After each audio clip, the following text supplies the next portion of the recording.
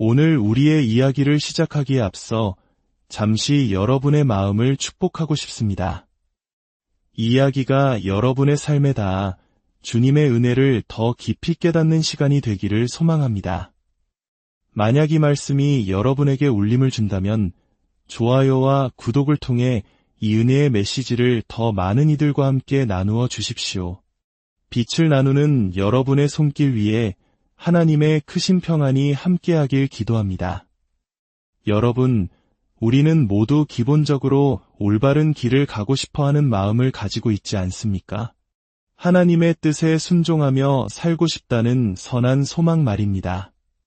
저 역시 항상 옳은 일을 하고 싶다고 말할 수 있으면 좋겠지만 솔직히 고백하자면 많은 순간 그렇지 못할 때가 있습니다. 오늘 아주 솔직한 제 이야기를 하나 들려드릴까 합니다. 며칠 전 저는 식료품점에 갔습니다. 늘 그렇듯 저는 좀 서두르고 있었죠. 한국인이라면 빨리빨리 문화가 익숙하실 겁니다. 저도 예외는 아닙니다. 그때 제 눈에 들어온 것이 바로 10개 품목 이하 소량 계산대였습니다. 저는 카트에 담긴 물건 수를 세어보았습니다. 하나, 둘, 셋, 이런 12개더군요. 순간 제 머릿속에서 수많은 생각이 스쳐 지나갔습니다. 12개는 10개랑 아주 가까운 숫자야. 게다가 12는 성경적으로도 아주 의미 있는 숫자지.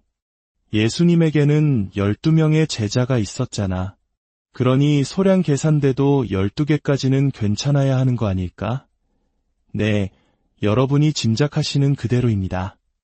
저는 조용히 아무렇지 않은 척 12개의 물건을 들고 10개 품목 계산대로 향했습니다.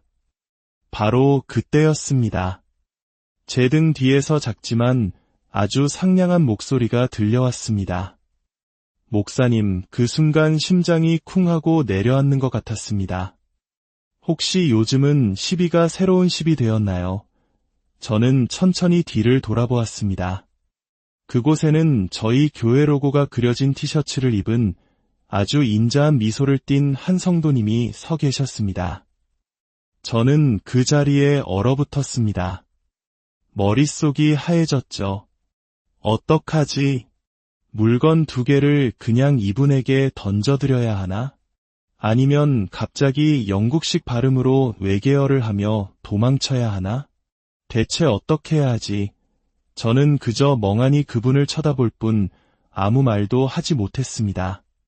그러자 그분이 미소 지으며 말씀하셨습니다. 목사님, 그 아보카도 2개는 저에게 주시죠. 그럼 이 일은 없었던 걸로 해요. 여러분은 이 이야기가 전부 사실이냐고 물으실지도 모릅니다. 대부분 사실입니다. 저는 실제로 교회 티셔츠를 입은 성도님에게 그 자리에서 들켰고 그 순간 저는 제 자신의 모습이 하나님 앞에서 얼마나 자주 그러한지를 깊이 생각하게 되었습니다.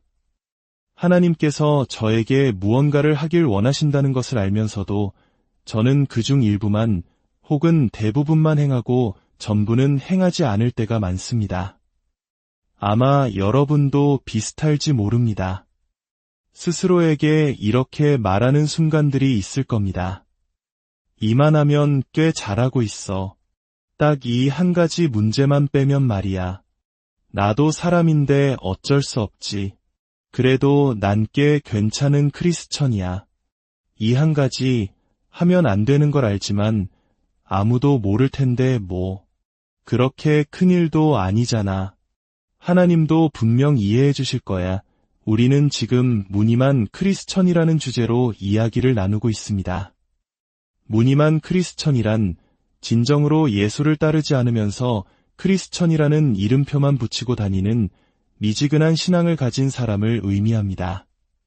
어딘가 부족한 크리스천, 거의 크리스천에 가까운 그저 흉내만 내는 크리스천인 셈이죠.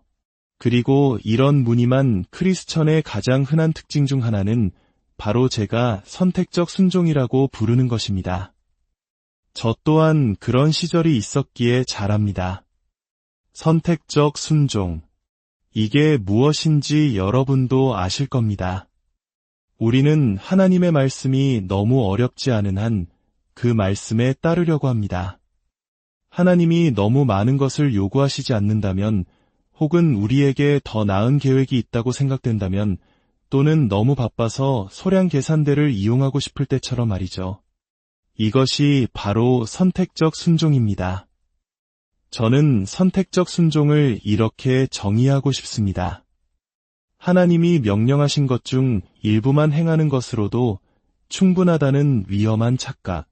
그러나 그 실체는 교묘하게 위장된 불순종이다. 순종. 참 다루기 어려운 주제입니다. 어떤 분들은 규칙을 사랑합니다. 규칙을 따르는 것이 삶의 낙인 분들도 계시죠. 반면에 어떤 분들은 전혀 그렇지 않습니다. 규칙은 깨라고 있는 도전 과제 같은 것이라고 생각하는 분들도 있습니다. 저는 잠시 성경에 나오는 순종에 관한 세 구절을 함께 살펴보고 싶습니다. 그리고 이 구절들이 어떤 공통점을 가지고 있는지 한번 생각해 보시길 바랍니다. 먼저 신명기 5장 33절입니다. 너희 하나님 여호와께서 너희에게 명령하신 모든 도를 행하라. 그리하면 너희가 살 것이요 복이 너희에게 있을 것이며. 여기서 하나님은 명령의 일부를 행하라고 하셨나요? 아닙니다. 모든 도를 행하라고 하셨습니다. 왜일까요? 우리가 살고 번성하게 하기 위함입니다. 온전한 순종을 통해 하나님이 우리를 축복하시려는 것입니다. 다음은 출애굽기 19장 5절입니다. 세계가 다 내게 속하였나니 너희가 내 말을 잘 듣고 내 언약을 지키면 너희는 모든 민족 중에서 내 소유가 되겠고, 여기서 잘 듣고라는 말은 온전히 순종하면이라는 의미입니다. 마지막으로 욥기 36장 11절입니다. 만일 그들이 순종하여 섬기면 형통한 날을 보내며 즐거운 해를 지낼 것이요. 이 세 구절에는 두 가지 뚜렷한 공통점이 있습니다. 첫째, 하나님은 우리의 온전한 순종을 원하신다는 것입니다. 모든 것을 행하면, 완전히 순종하면과 같이 말이죠. 둘째, 이 구절들은 사실상 조건을 담고 있다는 점입니다. 하나님의 어떤 축복들은 우리의 순종에 달려 있습니다. 이 지점에서 신학적으로 깊이 생각하는 분들은 이렇게 질문할 수 있습니다. 하지만 그건 마치 행위로 구원을 받는다는 행위 구원론처럼 들리는데요. 행위 구원론이란 우리가 열심히 노력하고 선하게 살면 하나님의 은총과 용서를 얻을 수 있다고 믿는 사상입니다. 우리의 행위로 하나님과의 관계를 바로잡으려 하는 것이죠. 분명히 말씀드리지만 이것은 올바른 신학이 아닙니다. 성경은 우리가 선한 행위로 구원받는 것이 아님을 너무나도 명확하게 밝히고 있습니다. 우리는 오직 하나님의 은혜로 십자가에서 예수 그리스도께서 이루신 완전한 사역을 통해 구원받습니다. 우리는 오직 믿음을 통한 은혜로 구원받는 것입니다.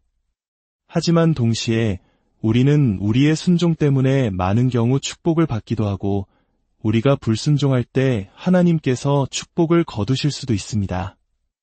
우리는 은혜로 구원받지만 우리의 신실함과 순종을 통해 하나님의 축복을 경험하는 것입니다. 조금 더 깊이 설명해 보겠습니다. 하나님 앞에는 두 가지 범주가 있다고 볼 수 있습니다. 하나는 무조건적인 약속입니다. 이것은 우리의 행동과 상관없이 항상 진리인 약속입니다. 그리고 다른 하나는 조건적인 축복입니다. 혹시 자녀를 키우고 계신 분이 있다면 이 개념을 쉽게 이해하실 겁니다. 자녀에게 우리는 무조건적인 약속을 합니다. 얘야, 무슨 일이 있어도 아빠 엄마는 너를 사랑한단다. 아이가 속을 썩이고 말썽을 피워도 그 사랑 자체는 변하지 않습니다. 이것이 무조건적인 약속입니다. 하지만 조건적인 축복도 많이 있습니다. 숙제를 다 하면 친구들과 놀러 나가도 좋아. 밥 다 먹고 동생 괴롭히지 않고 엄마한테 말대꾸하지 않으면 비디오 게임을 하게 해줄게. 이처럼 우리의 사랑은 무조건적이지만 어떤 축복들은 아이의 행동, 즉 순종에 달려 있습니다. 이것을 하나님과의 관계에 적용해 봅시다. 신학에는 언약 신학이라는 개념이 있습니다. 하나님의 모든 구원 계획은 언약을 중심으로 구성되어 있습니다. 아담과 하와가 죄를 지었을 때 하나님께서는 그들을 위해 가죽옷을 지어 입히시며 언약을 맺으셨습니다. 성경 전체에 걸쳐 하나님과 인간 사이의 거룩한 합의인 언약들이 나타납니다. 창조 언약, 아브라함 언약, 모세 언약, 다윗 언약 등이 있으며 가장 중요한 새 언약에 이릅니다. 그리고 이 모든 언약에는 무조건적인 약속과 조건적인 축복이 함께 들어 있습니다. 우리가 속해 있는 새 언약을 살펴봅시다. 새 언약의 무조건적인 약속은 이것입니다.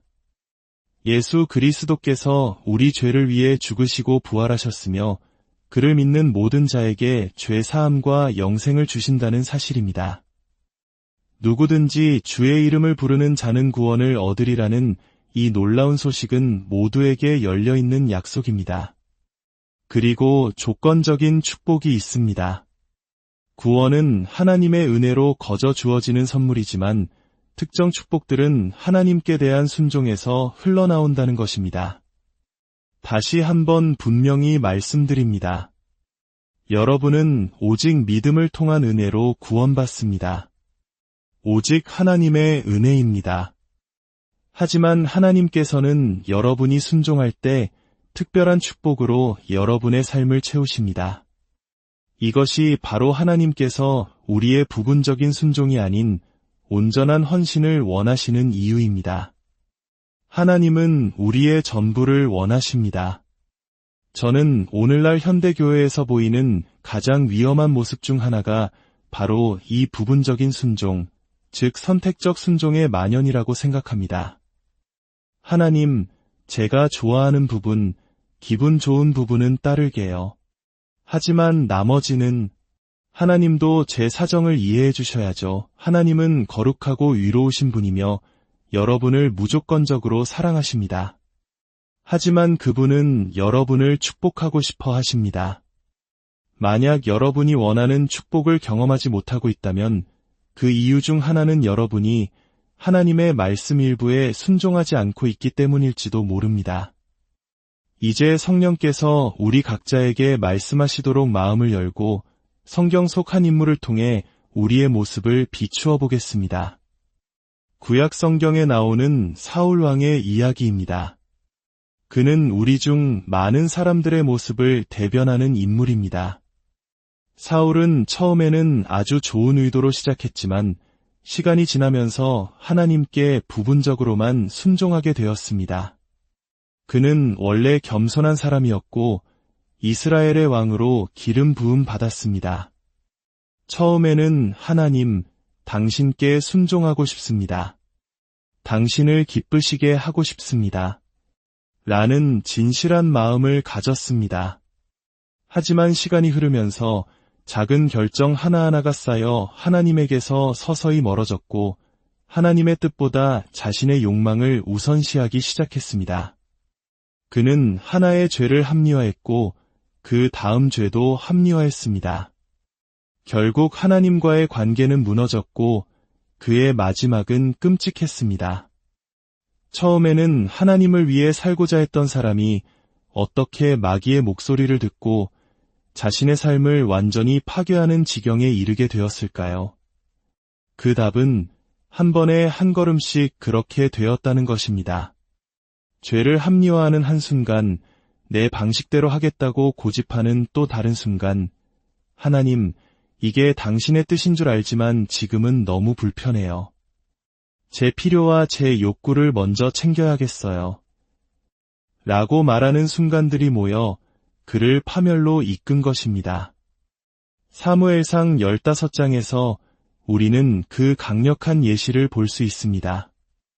하나님께서는 사울에게 아말렉 족속이 너무나 사악하기에 그들을 공격하여 완전히 멸하라고 명령하셨습니다. 하나님의 의로운 심판으로서 어떤 것도 남기지 말라고 하셨습니다. 사울은 순종하기 시작했습니다. 그는 20만 명의 군사를 모아 아말렉을 공격했습니다. 그는 하나님께 순종하고 있었습니다. 하지만 거기까지였습니다. 사무엘상 15장 7절은 이렇게 기록합니다.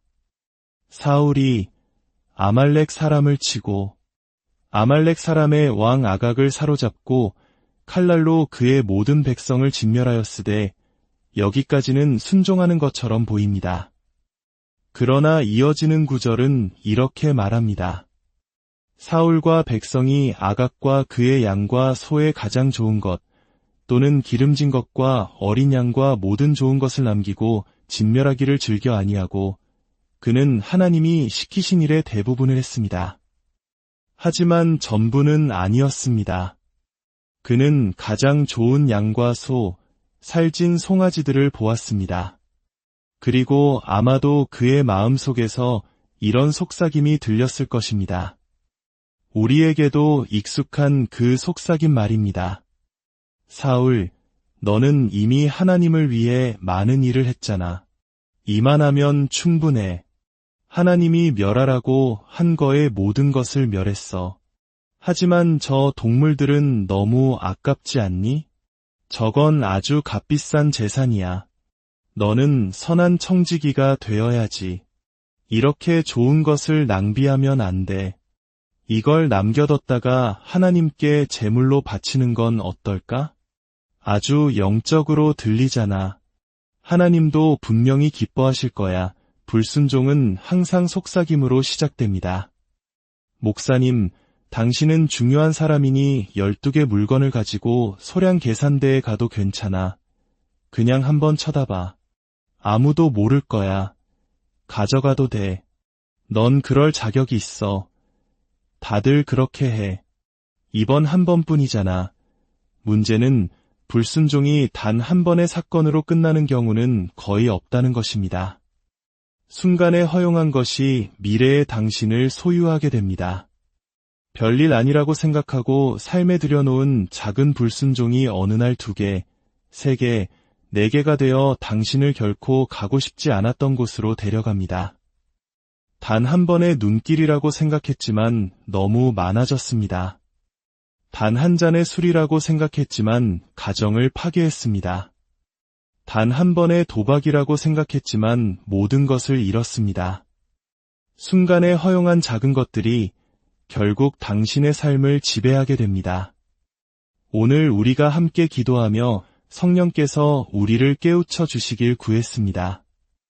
이제 여러분 자신에게 이 질문을 던져보시길 바랍니다. 당신의 삶 어디에서 죄의 속삭임을 허용하고 있습니까? 어쩌면 여러분은 부분적으로만 순종하고 있을지 모릅니다. 당신에게 상처 준 사람에게 복수하지는 않지만 예수님이 명령하신 대로 그를 용서하지도 않고 있습니다. 하나님과의 시간을 완전히 무시하지는 않지만 매일 의무적으로 성경 한 구절 읽는 것으로 만족하며 진정으로 하나님의 마음과 뜻을 구하지는 않습니다. 늘 음란물을 보는 것은 아니지만 인스타그램 탐색 탭을 돌아다니며 자극적인 사진들을 찾아봅니다. 무모하게 돈을 쓰지는 않지만 여전히 11조로 하나님을 신뢰하지 못하고 비대에 의존합니다. 배우자를 두고 바람을 피우지는 않지만 몇 가지 비밀을 숨기고 있습니다. 예수님을 따른다고 주장하지만 온전히 그분께 순종하지는 않는 무늬만 크리스천. 당신의 삶에 죄가 속삭이도록 내버려 둔 영역이 있습니까? 선지자 사무엘이 사울에게 찾아와 그의 잘못을 지적했습니다. 사울 왕이여, 어찌하여 불순종하셨습니까? 사울은 어떻게 반응했을까요? 아, 당신 말이 맞습니다. 제가 정말 죄송합니다. 라고 했을까요? 아닙니다. 그는 우리 중 많은 사람들처럼 자신의 불순종을 변명하며 이렇게 말했습니다. 나는 실로 여호와의 목소리를 청종하여 여호와께서 보내신 길로 가서 아말렉 왕 아각을 끌어왔고 아말렉 사람들을 진멸하였으나 다만 백성이 그 마땅히 멸할 것 중에서 가장 좋은 것으로 당신의 하나님 여호와께 제사하려고 양과 소를 끌어왔나이다. 그는 거짓말을 하고 책임을 병사들에게 떠넘겼으며 심지어 나의 하나님이 아닌 당신의 하나님이라고 말하며 하나님과 거리를 두었습니다. 죄는 결코 좋은 이유를 필요로 하지 않습니다. 죄는 그저 좋은 변명을 필요로 할 뿐입니다. 그리고 우리가 정당화하는 모든 죄는 우리와 하나님 사이에 벽을 쌓습니다. 하나님은 여러분을 무조건적으로 사랑하십니다. 그분은 여러분을 너무나 사랑하셔서 여러분의 순종을 축복하고 싶어 하십니다. 그래서 하나님께서 너희 몸을 거룩하게 지키라고 말씀하실 때 그것은 결혼 전에 여러 사람과 잠자리를 가져도 된다는 뜻이 아닙니다. 하나님께서 음욕을 품고 여자를 보지 말라고 하실 때 그것은 여러분의 즐거움을 빼앗으려는 것이 아닙니다. 오히려 여러분의 마음과 생각을 지킬 때 주어지는 하나님이 기뻐하시는 거룩한 결혼 안에서의 순결의 축복이 있다는 것을 말씀하시는 것입니다. 사무엘은 변명하는 사울에게 이렇게 대답했습니다. 여호와께서 번제와 다른 제사를 그의 목소리를 청종하는 것을 좋아하심같이 좋아하시겠나이까? 순종이 제사보다 낫고 듣는 것이 순양의 기름보다 나으니 순종이 제사보다 낫습니다. 왜 하나님은 우리가 순종하는 것을 기뻐하실까요? 우리를 사랑하시기 때문입니다. 우리의 순종을 통해 축복하기를 원하시기 때문입니다. 우리의 모든 순종의 행위는 우리를 먼저 사랑하신 그분에 대한 우리의 사랑의 표현이기 때문입니다. 요한은 이렇게 말했습니다. 하나님을 사랑하는 것은 이것이니 우리가 그의 계명들을 지키는 것이라. 그의 계명들은 무거운 것이 아니로다. 하나님의 계명은 우리를 억압하는 것이 아니라 우리를 자유롭게 합니다. 하나님은 여러분을 무조건적으로 사랑하십니다. 그 사랑이 여러분으로 하여금 그분께 순종하고 싶게 만듭니다. 여러분의 순종은 하나님에 대한 여러분의 사랑을 보여줍니다. 그러면 하나님은 여러분의 순종을 기뻐하시며 축복하십니다. 여러분은 그분께 더 가까이 나아가고 그분의 능력과 임재를 경험하게 됩니다. 그분의 계속되는 사랑은 여러분이 더욱더 순종하기를 원하게 만듭니다. 이것은 부분적인 순종이 아닙니다. 우리는 완벽하지 않지만 성령께서 우리를 계속해서 온전하게 하시고 예수님을 더 닮아가게 하십니다. 다시 한번 묻겠습니다. 성령께서 당신에게 무엇을 말씀하시는지 마음을 열어보십시오. 당신이 정당화해 온 타협의 속삭임은 무엇입니까? 그 이름을 불러보십시오. 부분적인 순종은 순종이 아닙니다. 그것은 죄입니다. 그리고 우리가 정당화하는 모든 죄는 우리를 사랑하시는 하나님과 우리 사이에 벽을 쌓습니다. 우리가 어떻게 하나님과 멀어지게 될까요? 한 번에 한 걸음씩 불순종할 때입니다. 그렇다면 어떻게 하나님께 가까이 나아갈 수 있을까요? 한 걸음의 회개로 가능합니다. 하나님, 죄송합니다. 라고 고백하는 한 걸음입니다. 당신이 그분께 가까이 나아갈 때 하나님은 즉시 당신에게 가까이 오십니다. 왜냐하면 그분은 당신을 사랑하신다는 무조건적인 약속이 있기 때문입니다. 하지만 조건적인 축복들이 있습니다. 당신이 온전히 순종할 때 하나님은 당신을 특별한 방식으로 축복하실 것입니다. 이제 우리는 이름뿐인 크리스천, 무늬만 크리스천이 아니라 온전히 헌신하는 자가 되어야 합니다. 우리는 완벽하지 않지만 온전해져 가고 있습니다.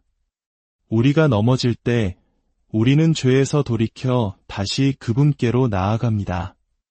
하나님은 우리의 부분적인 순종이 아니라 우리의 온전한 헌신을 원하십니다. 성령이여, 우리에게 말씀하여 주시옵소서. 우리를 깨우치시고 변화시켜 주시옵소서. 만약 여러분 중에 자신의 삶의 타협의 영역, 하나님께 부분적으로만 순종하는 영역이 있음을 인정하는 분이 계시다면, 그리고 오늘 믿음으로 하나님께서 온전히 헌신할 수 있도록 도와주시길 구하고 싶다면 잠시 저와 함께 기도하시겠습니다. 거룩하시고 위로우신 하나님 아버지, 우리는 주님의 은혜를 받아들이면서도 진정으로 주님을 공경하고 순종하기를 원합니다. 성령이여, 우리에게 말씀하여 주시옵소서. 우리가 합리화하고 타협해온 우리 삶의 모든 영역을 보여주시옵소서. 우리는 우리의 죄를 주님께 고백합니다. 주님은 미쁘시고 위로우사 우리의 모든 죄를 사하시며 우리를 모든 불의에서 깨끗하게 하실 것을 믿습니다. 어쩌면 오늘 이 자리에 과거의 저처럼 교회는 다니지만 예수님께 온전히 헌신하지 않은 채 무늬만 크리스천으로 살아온 분들이 있을지 모릅니다. 하나님과 올바른 관계를 맺는 길은 우리의 노력에 있지 않습니다. 하나님은 당신을 사랑하신다는 무조건적인 약속이 있습니다. 그 사랑 때문에 독생자 예수님을 보내셨습니다. 예수님은 우리의 죄를 위해 죽으시고 하나님은 그를 죽은 자 가운데서 살리셨습니다. 그리고 여기에 조건적인 약속이 있습니다. 누구든지 예수의 이름을 부르는 자는 구원을 얻을 것입니다. 당신이 예수의 이름을 부를 때 하나님은 당신의 기도를 들으시고 당신의 죄를 용서하십니다. 당신이 선해서가 아니라 그분이 선하시기 때문입니다. 오늘이 바로 여러분의 구원의 날입니다. 죄에서 돌이켜 그분을 부를 때 그분은 당신을 새롭게 하실 것입니다. 저를 따라 기도해 주십시오. 하늘에 계신 아버지, 저의 모든 죄를 용서하여 주시옵소서. 오직 예수님을 통해 주시는 구원을 받습니다. 저를 사랑해 주시고 구원해 주셔서 감사합니다. 이제 제 삶을 주님께 드립니다. 주님을 알고 주님께 순종하며 주님을 위해 살고 싶습니다. 제 삶은 더 이상 제 것이 아닙니다. 저의 모든 것을 주님께 드립니다. 새 생명 주심에 감사합니다.